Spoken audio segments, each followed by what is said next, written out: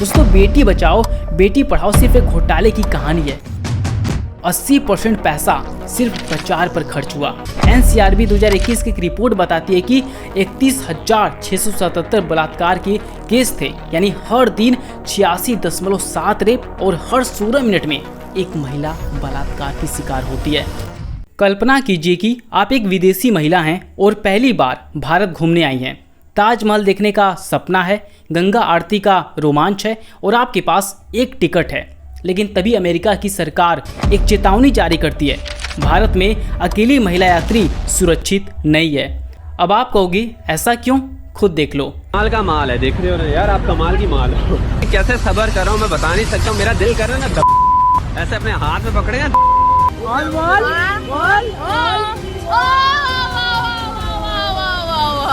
150 रुपए मिल रही है आप सबको। ये 150 रुपए में, ये 150 की, ये 200 की, ये 500 रुपए की है, ये 300 रुपए की है।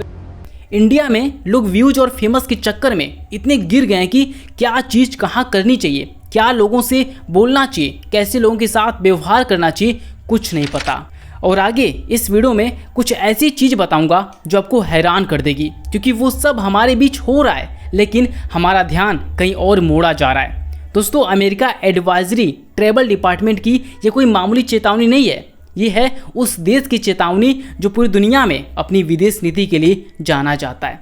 अब सोचिए, जब विश्व गुरु की छवि वाले देश को दुनिया बलात्कार की राजधानी कहने लगे तो असल समस्या इमेज की नहीं, सिस्टम की, आत्मा की होती है। और इसलिए हमारे देश पर कुछ इस तरह की मीम बनती है। India, the most spiritual country in the world.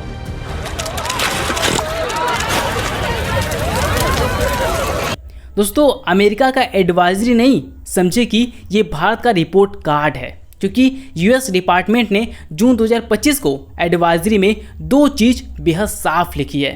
पहला, भारत में रेप एक फास्टेस्ट ग्रोइंग क्राइम है, और दूसरा, महिलाओं को सलाह दी जाती है कि अकेले यात्रा ना करें, खासकर अगर वे विदेशी हैं। आप सोच रहे होंगे क्या फ़र्क पड़ता है? एक एग्जाम्पल से समझते हैं। जैसे अभी कोई हमारे घर महिला आई हो, मज़े से घूम रही हो, लेकिन तभी पड़ोसी ज़ोर से बोलता है उसके घर पर मत रहो, वो सब तुम्हारे साथ कुछ गलत कर देंगे। और जब आप पड़ोसी की ऐसी घटिया बात सुनेंगे तो क्या आप शांत रह पाएंगे? कभी नहीं। लेकिन हमारे मोदी जी ध्यान में बैठे हैं। ये शब्द पढ़ने में जितने सीधे हैं उतने ही भारी हैं हमारे देश की ग्लोबल प्रतिष्ठा पर। ये एडवाइजरी कोई सनसनीखेज मीडिया रिपोर्ट नहीं, बल्कि एक आधिकारिक राजनयिक दस्तावेज है जो पूरी दुनिया के दूतावासों में सर्कुलेट होता है।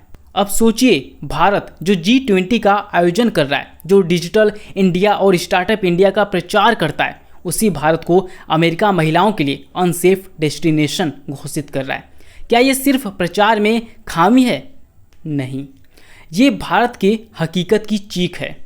सरकारी आंकड़े कहते हैं 2014 से 2022 तक महिलाओं पर अपराधों में 30% की वृद्धि हुई। 2022 में कुल 4,45,000 अपराध दर्ज हुए महिलाओं के खिलाफ। एनसीआरबी 2021 की एक रिपोर्ट बताती है कि 31,677 बलात्कार के केस थे, यानी हर दिन 86.7 रेप और हर 16 मिनट में एक महिला बलात्कार की शिकार होती है। अब जरा सोचिए, इतने सालों से बेटी बचाओ बेटी पढ़ाओ के नारे चल रहे हैं, इतने पोस्टर, विज्ञापन, टीवी इंटरव्यू, भाषण, तो आखिर ये महिलाएं बच क्यों नहीं पा रही हैं? खैर, इन सब सवाल के जवाब धीरे धीरे आपको पता चल जाएगा। दोस्तों, भारत महिलाओं के लिए दुनिया में सबसे खतरनाक देश बन गया है। ये मैं नहीं कह रहा हूँ, थॉमसन यूटरस फाउंडेशन की ग्लोबल रिपोर्ट में भारत को महिलाओं के लिए सबसे खतरनाक देश घोषित किया गया है। इस लिस्ट में भारत अफगानिस्तान, सीरिया, सोमालिया जैसे वार जोन से भी नीचे है। मतलब यहाँ की औरतें भारत से ज़्यादा सेफ और सुरक्षित हैं, जबकि ये पॉसिबल नहीं हो सकता, क्योंकि ये सब देश में जब क्राइम किया जाता है तो रिपोर्ट करने वाला कोई नहीं होता।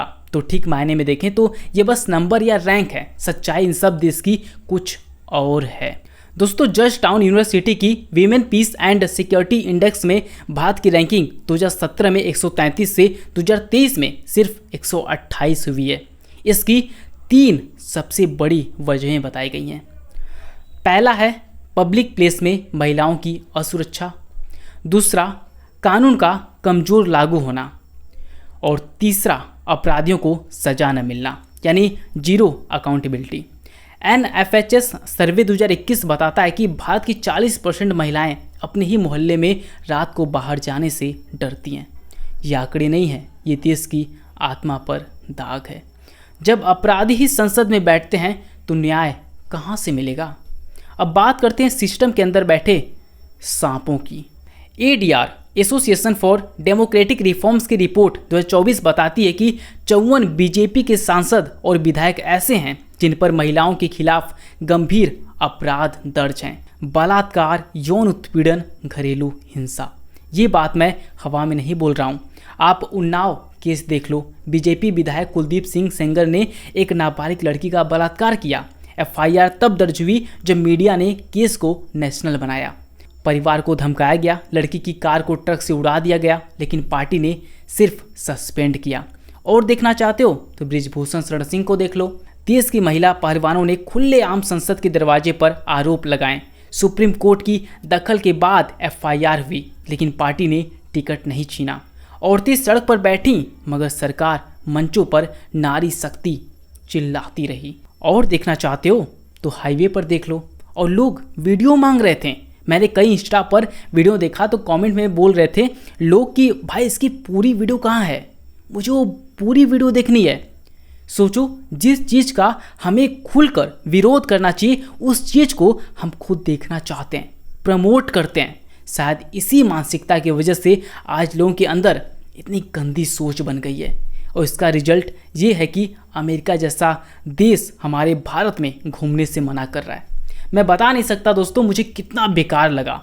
दोस्तों, बेटी बचाओ बेटी पढ़ाओ सिर्फ एक घोटाले की कहानी है, क्योंकि 2015 में लॉन्च हुआ बेटी बचाओ बेटी पढ़ाओ, जिसका उद्देश्य था लड़कियों की सुरक्षा, शिक्षा और सशक्तिकरण।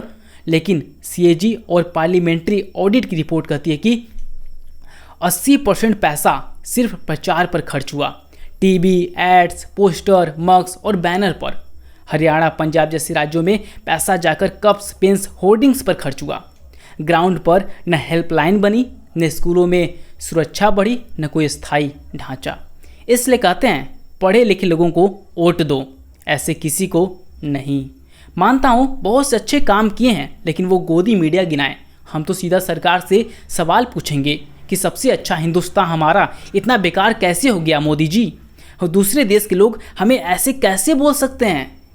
आप जवाब देने के बजाय जाकर मेडल पहन रहे हैं। हमें उम्मीद है कि आप कुछ ना कुछ अमेरिका को रिप्लाई जरूर करेंगे।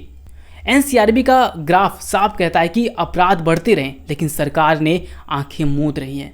2014 के बाद से महिलाओं पर अपराध लगातार बढ़ रहे हैं। सिर्फ छवि को चमकाने से न भय मिटा न न्याय मिला। जब भी कोई महिला आवाज़ उठाती है उसे या तो डराया जाता है या फिर खरीदने की कोशिश होती है। औरत की इज्जत का सवाल देश की इज्जत बन गया है। आज जब अमेरिका जैसी ताकतवर सरकार हमारे देश के खिलाफ एडवाइजरी जारी करती है तो ये सिर्फ एक महिला का नहीं, ये पूरे देश की इज्जत का सवाल बन जाता है। हमारे देश को भारत माता कहा जाता है, और जब दूसरे की बेटी महिला हमारे माता जैसे देश में सुरक्षित नहीं है तो हम भारत देश से क्या उम्मीद कर सकते हैं? अगर अपराधी नेता को पार्टी से निकालने में सरकार को हिचकिचाहट है तो सवाल उठना लाजमी है। क्या ये सरकार नारी शक्ति की प्रतीक है या दुराचारियों की ढाल? कमेंट बॉक्स में ज़रूर बताएं, क्योंकि आपको भी बहुत गुस्सा आ रहा होगा जिस तरह से हमारे देश का हाल हो गया है। इसलिए इस वीडियो को ज़रूर शेयर करें।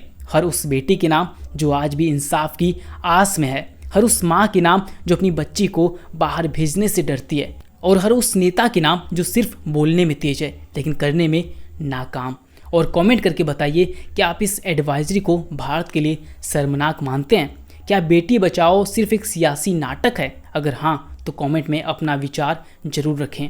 और दिल्ली में कैसे गरीबों पर बुलडोजर चल रहा है ये वीडियो आप यहाँ पर क्लिक करके देख सकते हैं। और भारत क्यों विश्वगुरु नहीं बन सकता, इस टॉपिक पर भी मैंने वीडियो बनाया है, तो आप यहाँ पर क्लिक करके देख सकते हैं। इस वीडियो को यहाँ तक देखने के लिए बहुत बहुत धन्यवाद।